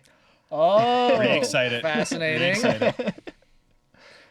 And they make like the Anthrocon 2023 shirts and all that kind of stuff. That's really cool. And I honestly don't know what's going on with it anymore because that was all before COVID. So I don't know their situation anymore. But that's what I used to know all of this. I assume it's still the same. Okay. So, scenario. It all ties together. You have the power of God for a moment, and you can mix up one letter that has to do with Anthrocon. Which VTuber are you sending to Anthrocon for a meet and greet for the maximum chaos? Ooh. Oh, man. I have an answer. 100% Crazy Ollie. Because she would not, like, I don't know. Ollie probably understands and knows furries and all that kind of stuff, too. She's a denizen of the internet. But I think that her, like, level of excitement and stuff would be so over the top. And it would just be like chaos. It'd be great. She'd go awoo, and the room would ignite. 100%. She would be in on it. Like, she would just love it, I think. Sorry, that's my take on it. But I mean, the cop-out easy answer is Gura because she's actually had discussions about personas before on stream. Oh, yeah, that's a cheap that makes a one, lot of sense, yeah. Everybody loves Gura. She's a shark. How can you not like a shark? Either Crony or Callie. Ooh. Strong, like, counter picks. I see there's a lot of dogs down there. Good. Stay down there. Crony being uncomfortable would be the best part. Yeah, no, I love it here. I love it. This is... Vesper would like it too much. He'd be like, what's up, guys?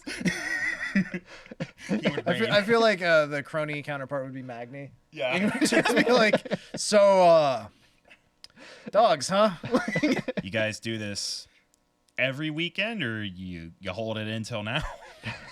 Just 1 weekend a year for you guys, huh? Okay, all right. Yeah. Glad I'm not there like physically. You do you, I do me. Good. All right, I think we've talked about Yeah. furries enough. Any amount is good enough. Yeah, that we crossed that threshold. Good solid side tangent. Way to The go. moment us. we started talking about furries. All right, let's talk about one of the biggest disruptions to the Hololive fan base in the past little while. Idol Showdown. Idol Showdown. The 1v1 fighting game featuring a bunch of Hololive characters. 8 currently, 3 more on the horizon that have been announced. Not disclosed who they are yet, I don't believe. Mm-mm. Yeah, and I thought they went wild with HoloCure, but man, they've been going Hey, wild with this. Buck Wild. if them's fighting her, it's taught me anything. Yeah. The longer your thing exists, the more likely it becomes someone makes a strangely high quality fighting game about your space. I mean, for God's sake, this is a deep dig for like 1 out of like 40 billion people watch this podcast, but Yume Nikki almost had a fighting game. That's a horror video game about girls streaming and sleeping, and they fucking decked it out. So yeah, I'm very excited for I haven't gotten a chance to play Idol Showdown yet. I am so sorry. None of us have, unfortunately. But we've been watching the girls do it. So I don't naturally gravitate towards a lot of fighting games. It takes a lot to get me to play one. This one does just enough for me to try it out. It looks fantastic. It looks goofy. I love the dorkier ones. Korone can turn into Mario, do an up attack. It's great. I like Botan a lot, just in general, but also specifically in this regard. She has a lot of gun moves where she like jumps forward and fires guns, and she lays on the ground and pulls out a rifle and shoots. I've heard that her character in particular is extremely broken in the current patch of the game. I can believe Doesn't that. surprise me. It's typically the character of the guns. Just look at Marvel vs. Capcom, Dante and Wesker. Whew. That was rough. Rough meta. We also have Sora in there. Mm-hmm. Sora's great. And, She's just a high school girl chasing her dreams, beating people to death in a back alley. Yeah, exactly. Sometimes she sings at them to cause damage. I can't name all the characters, but there's a bunch of them in there. Yeah. Suisei's in there. Big highlight for me is Coco. Coco is, of course, a great highlight. There was a really great viral thing of somebody saying, "Man, Coco's great. I think she's my main now." Yeah. And like everybody's like, "Oh no." It's like I can't Also- wait to learn more about her. Also, if you're like, oh man, my girl didn't make it in, fucking play it anyways because there's assists. Ame's in it as an assist. She can ground pound people. Yeah, Marine grabs onto people and screams, "I'm horny." Yeah. What a parasite. My favorite is still Miko, actually, because she like She dumps. trips the fucking round, right? She does that, but she also has a different version where she dumps lava and then runs around screaming. And there's like a firewall. Moomers runs the shop. Yeah, Ollie does what, collectibles or something? I think so, yeah.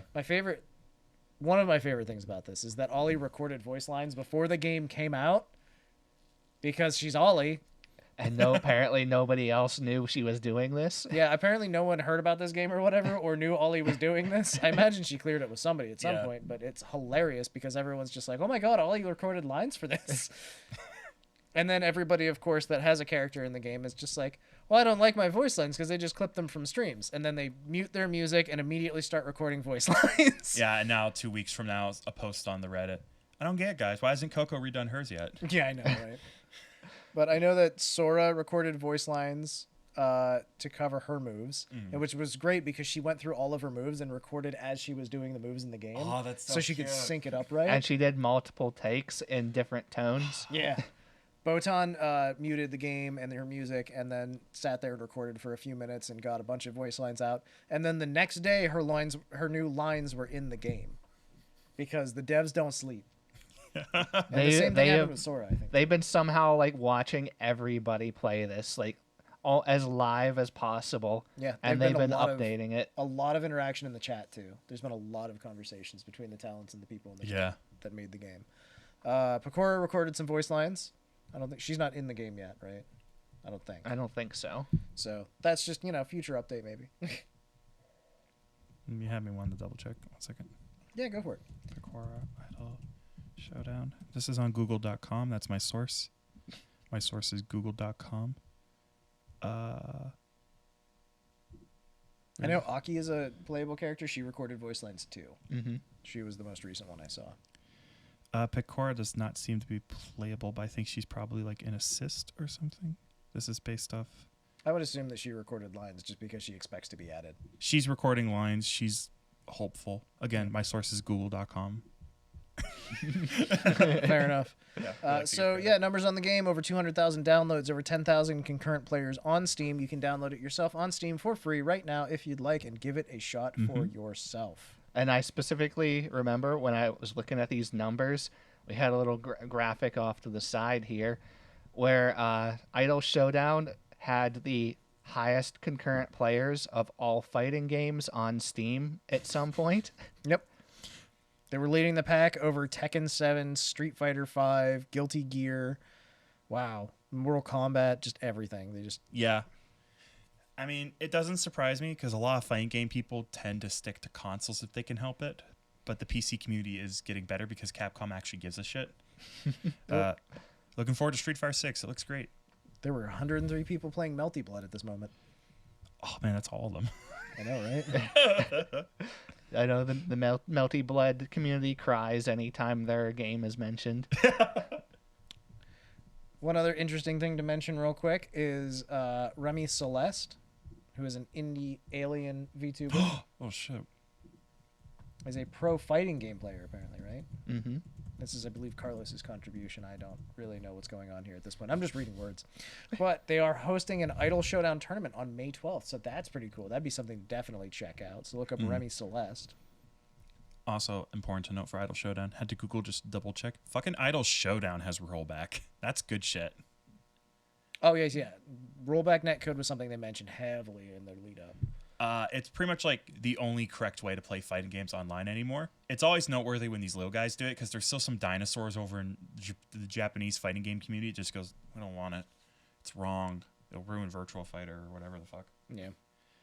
And there's, as far as I know, literally no downside to implementing it. It's just a little harder to do. Yeah, it is just a little hard. Your game engine needs to be prepared to do it from the start, or you need to be prepared to redo your engine. Which is a big undertaking, so yeah, I get it. But going back to this tournament real quick, I specifically put this in here because I had never heard of this VTuber, and I looked him up. He's been around for a while, just on and off. He's more of like just an actual pro player than a streamer, from what I could see. But I know it'll be too late to actually enter the tournament as of the time that this will be posted, but apparently somebody donated a ticket to the HoloConnect concert as first place prize. That's fucked. Hilarious. I mean, I guess it's time to fucking dust off the fight stick, boys. This is Let's gonna go be dirty. in. This is gonna be a disgusting, dirty fight. Yeah, everyone's gonna be rolling Botan. Like, So there's like as of when I looked last night, there was like 160 entrants to it. understandable. I mean, like, good luck to everyone participating. We'll see you in Los Angeles. California. All right, let's talk about this council collaboration real quick, shall we, boys? Why do they keep playing Uno? Because Crony can't be stopped, and she won't be stopped. She won 7 of the 9 games they played. Yes. She is the Uno master, the queen herself, the queen of clocks. There was all 4 members of council that were playing, and they were all in their casual attire. And there was a punishment wheel for whoever lost each round. Batsus, they're called, yes? That's the Yep. Batsu. Would you like to talk more about this, Mr. Carlos? Well, they didn't do one for every single round. They had a practice one to start, and they did them for a little while. And then by the end, the last couple of matches, everybody was so disgusted with Crony winning that they kind of forgot about it. Understandable. But yeah, this was Crony's game, as people know from from her past Uno collabs, where she always somehow ends up winning. This was not Fauna's game. Yeah, Fauna had her game, and this definitely wasn't it. Fauna no This was sweep. not it. So I mentioned there were Batsus for this. Mm-hmm. So Fauna had to do 3 of them. and she technically lost 4 times. And in last place, the last place was the only one that had to do the punishment, but that was one of the ones that Crony didn't actually win. So they decided, Crony, you didn't win this one. That's good enough. You're doing the punishment. That's fair. That's very fair, frankly. But yeah, it was mostly audio things that they had to do, and poor Fauna. I did see the clip of Fauna having to say, like, an affectionate pet name at the end of every statement she made. So she was like, I absolutely hate this baby. I really don't like you at all right now, sweetheart. like it's a very good clip. Just check it out. It's so good. Apparently she also had to talk and act like a kitten. Mm-hmm. I haven't seen that clip, but I need to. Where you at, Clippers? And she had to talk in uwu speak for a little while. That's normal. Yeah, it's just It's fun. she's all like, ooh. So what did Crony have to do whenever she didn't actually lose but close enough to lost? They made her arf like a seal. Excellent. Well deserved. Very, very often. And then they made her do it over and over and over again. Pure vitriolic vengeance. It's like Is what that is. It's like it's not enough effort, Crony. You have to do it again. Pure spite. Absolutely. Council's so much pettier. So good. They hold grudges. So Bay was a cow Bay? Yep. She had to be a cowboy Bay? But being Australian, she already kind of had a hard accent to begin with, and when she tried doing an American cowboy accent, she just went harder Australian. There's Australian cowboys, I'm just saying. And occasionally British somehow. Sometimes you get a little confused, you get lost, you end up in Britain. It's okay. That's life, right? Yeah. Common mistake. So how did Mume deal with having to do 10 squats as a punishment? She got that about halfway through it and informed everybody she would not be doing them until the end of the stream. No matter what anybody said, she would finish the stream with them. You don't want to be like in pain the rest of the stream, I guess. Yeah. But you finally reached the end of the stream and she's like, oh, you have to do them now. It's like, okay, fine. I have to move my pets and move my setup and rearrange my room real quick. Tiniest violin. And More rumors. she started and they're like, well, wait, but we can't hear anything. And she turned her mic back on. It's like, you want to hear me doing this? It's like, yeah, that's the point. It's like, but I've already done 4. They didn't count. I didn't hear them. They don't count. I'm just saying. Yeah. That'd be my reaction, at least. I'd be like, come on. But, yeah, so they started counting them for her. And once they reached 10, and there was an awkward silence, and Mume's like, I stopped at 6. I already did 4. They're like, you made us count for nothing? I love it. Dude, the spice. Oh, it's so good.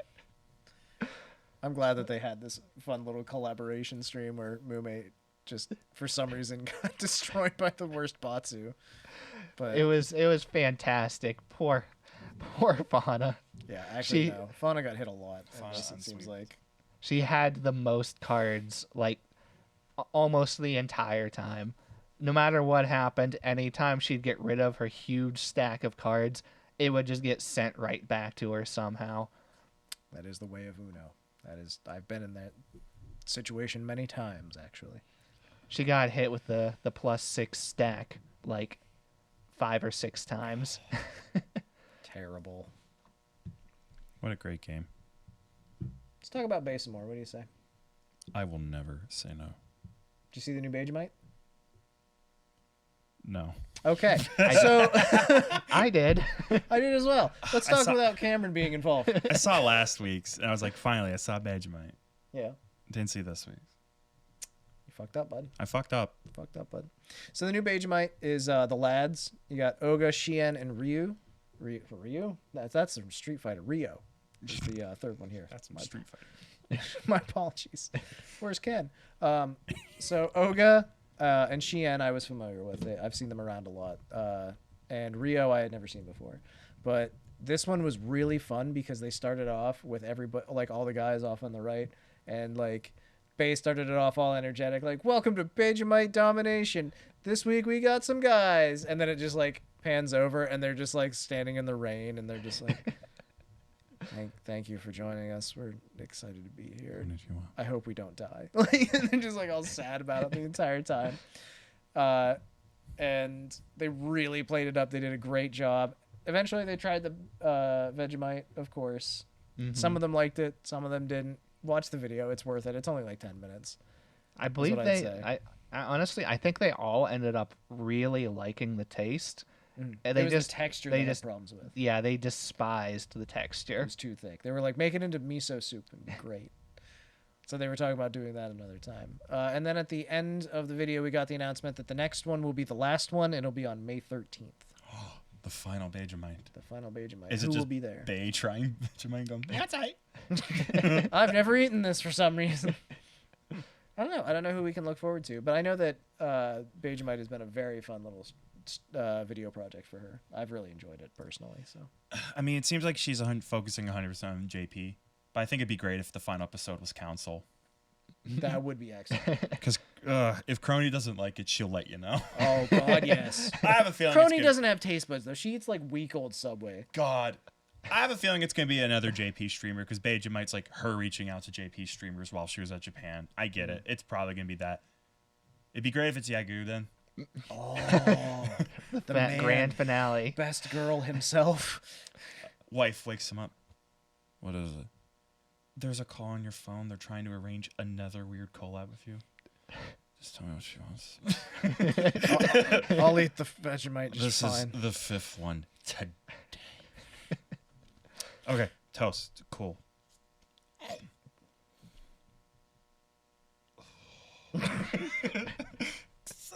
That would be great, though, if we did get Yago. Oh, my God. He just whispers, Yeah. Yeah. Okay, real quick, I also want to point out there's a new Giri Giri Warukanai Watame, which is Watame did mildly nothing wrong. Mildly. She didn't technically do anything wrong, basically. Legally speaking. It's called Surface Tension. It's 20 seconds long. It's very dumb. I liked it a lot.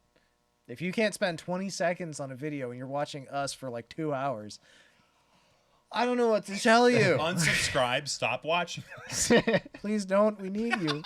This is an uncall to action. Undo your actions. Either of you guys seen this? No.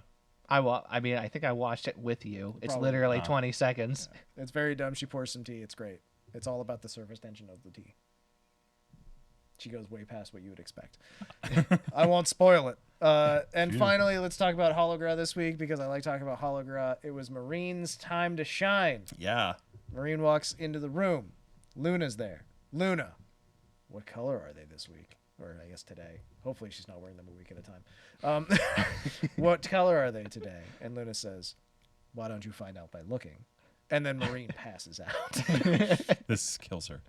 The credits roll. She's dead. Yep. End of game. End of line. But then she awakens in a room filled with tropes. Yes. I don't understand the conceit of this one besides it being like Marine's heaven. Yeah, so it's basically an otaku heaven where she gets access to a bunch of different Hololive girls that fulfill different tropes and archetypes. Ozki is a librarian, so she's meek and quiet. We're not going to talk about Mio, but she had the only thing she was missing was a very iconic backpack. And who was the tsundere? Somebody was a tsundere. It was Chloe. Chloe was a tsundere. Oh, yeah. So, like, a lot of anime trope for girls. That's basically what it was. And then she wakes up again, and the room is empty, and Luna's gone. That's basically the whole thing. She just straight up left. Yeah, it's a good episode. It was fun. Couple minutes long, worth watching. Frankly, very silly, but not nearly as silly as last week. Thank Christ. Last week was a lot to take in. Yes. Mm-hmm. But you know what else is great? What? You didn't say anything was great, but you know what else is great? Minato Aqua. We're going to talk about Aqua. She's our industry focus of the week. There we go. It's kind of like a countdown thing you did there. Yeah. Yeah, that's nice. Yeah. I liked it. I caught that reference. Understood it. Banana Aqua is an onion. Thank you for joining us for our industry focus of the week. Perfect. So Minato Aqua is a Hololive second gen personality. People often call her an onion because she has red hair and it looks like an onion. She looks like a red onion. If you don't see it, I don't know how to help you, but she looks like an onion. She's a marine styled maid that debuted in August of 2018, so she's been around for a bit. She knows what she's doing. She's very, very talented and very driven when it comes to multiplayer games. She plays a lot of different competitive games. She's really good at Apex.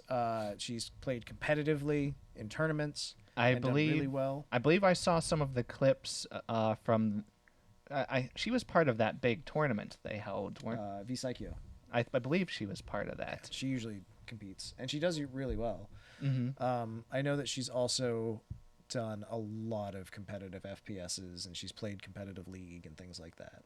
Yeah, because I remember watching some of the Apex tournament, and there were people spectating her, and her allies had, been wiped out. She was by herself at that point, and she survived a stupidly long time in a very small circle by herself.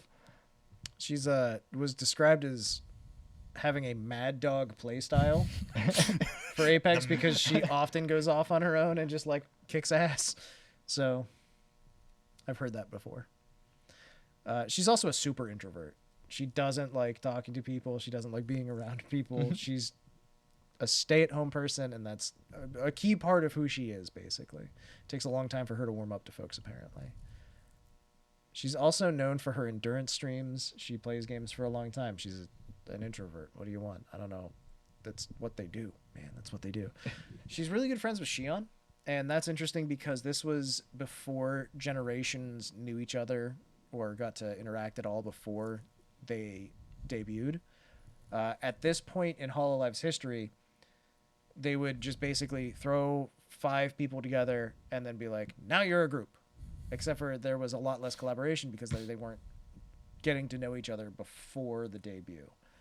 They've changed that since, I believe, 3rd generation onwards. Or no, Gamers onwards, something like that.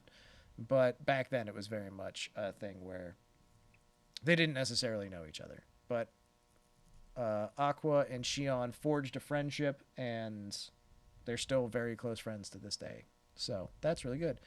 Unfortunately, apparently, they were both exposed to COVID. So that's how that works out. Aqua's also extremely popular. She has 1.79 million subscribers on YouTube.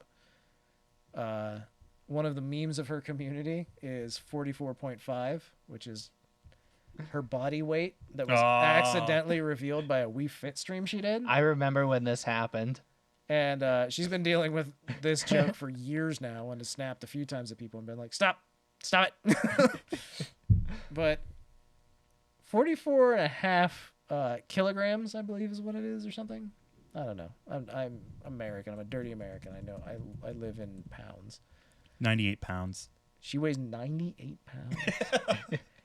She weighs 98. I shouldn't be saying this repeatedly for everyone to like comprehend. Oh my God. 98.1. And she's like, she was talking to Kiara about it, and she's like, yeah, I'm kind of chubby. And I'm like, what? You are what? You are a wife of a human being if you are above 3 feet tall. You gain weight if you eat a wheat thin. I just, holy crap. I mean, I guess that's Asian body types for I you. mean, No. I guess that's true. That's 100%. unhealthy. That's still not good. I don't know, man. But eat a sandwich or something. No, here's the thing, is if that is the body weight that she's comfortable being at and it's not at any physical problems for her, fantastic. I know that I was over the top just now, but realistically, there's a lot of people that deal with body images and body weight problems. Yeah. Just be as healthy as you can be. There you go. I realized halfway through I was being like, oh, people actually struggle with this. I have to take the fun out of it. She's a member of Umisi, though, which is a great little group of people. It's her and Marine, and then Goober and Ina. Mine?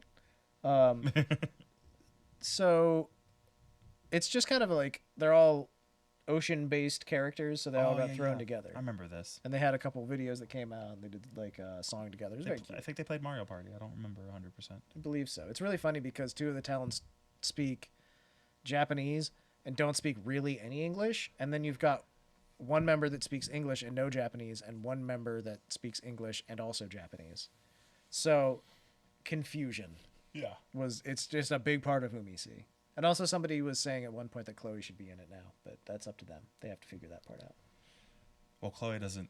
Is she technically a marine animal? She doesn't even like baths. She's an orca. Yeah, but I don't see her in. You don't see orcas in bathtubs, Cameron. Well, I was the fool in this situation. Learn from my mistakes. Be smarter, do better. It's a mature response. Thank you. Of course, man. Aqua also had a construction company in Minecraft that went bust. It was Akakin Kensetsu. It began as Hololive Resistance, and then Sora was like, "Oh, so you're the enemy." And then she was like, "No, we're a construction company." Humble construction.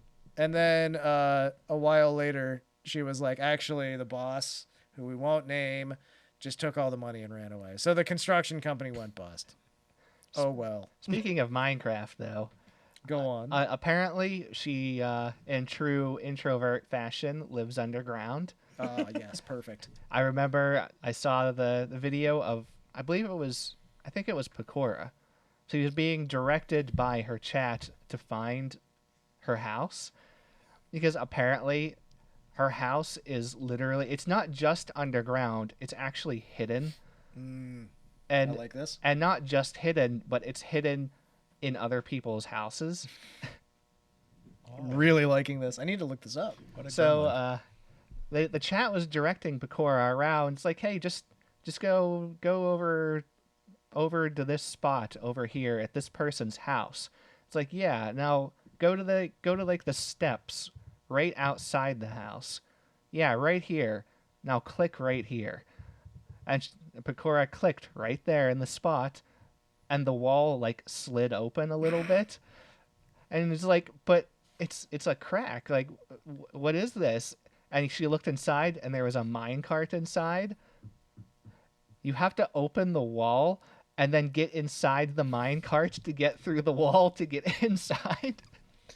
That's amazing. And it just leads to a tunnel that like deep underground.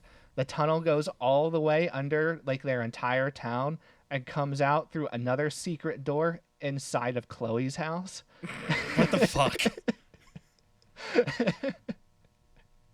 Good lord. What a fucking person. This is what happens when you give people paid time to play Minecraft and nothing but. 100%, frankly. So I'd say that's a pretty good rundown of Aqua. Do you guys have any other things that you'd like to say about her that's interesting or cool that you've seen from her? Honestly, it's tricky to say. I've seen clips of Aqua, but it's like none of them ever been like, oh, better note this down forever in my brain. I know she's cute. I know there's an animation of her dancing and saying like an onomatopoeia word, like pomu pomu, wherever the fuck she said. I have no idea. Pog. She said pog. She did a pogu dance. Thank you. Say Pomu's a rain puff. Yeah, I was about to say that'd be a strange thing for her to say. Yeah, no, I've seen her around. I think she's really cute. Oh, cool. And my thoughts are very uncomplicated on her. She's never upset me. There you go. She's pretty straightforward, Yeah. cute girl VTuber. Yeah. Okay, we're gonna skip any focus this week. We don't really have one picked out in research, so we're gonna move on. Birthdays. I couldn't find any. We're gonna skip birthdays this week. We decided no one matters. Harsh. Spin back around. Another congratulations to Bobobo on his successful birthday last April 1st. Birthday. Happy birthday, Bobobo. All right. And then we're going to finish up here. If you enjoyed what you saw, you'd like to come back, go ahead, drop a subscription or a like. We always appreciate those as well. Let us know what we can do better down in the comments down below. If you're listening on a podcast service, go ahead. I guess specifically Apple Podcasts, because it turns out Google Podcasts don't have reviews. But if you're listening on Apple Podcasts, a 5-star review would go a long way in helping us out. And also leaving us a fun little comment that we can read during our next recording would be really cool. You guys have anything else you'd like to add in there? Wake up. The car accident wasn't your fault. Fair. Carlos, anything? No, I don't have anything today. Okay. Well, I'll have to find another random completely last-minute indie person to add next week. Yeah. Fine with that. How about Chibi Doki? That's a suggestion from me. How about Chibi Robo? Take it under advisement, not any pressure here. Just saying. No pressure. We'd never do that to you. Swear to God, if he doesn't do a report on I Chibi was hoping Doki, we'd talk like, about this. Like, it's really getting to be a I little really, bit much. like, what is this? Too bad. It's too bad it's going to be the ferret VTuber. Oh, he found her. All right. I'm actually going to look.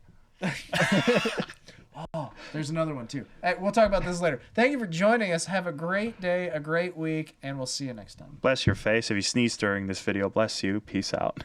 See ya.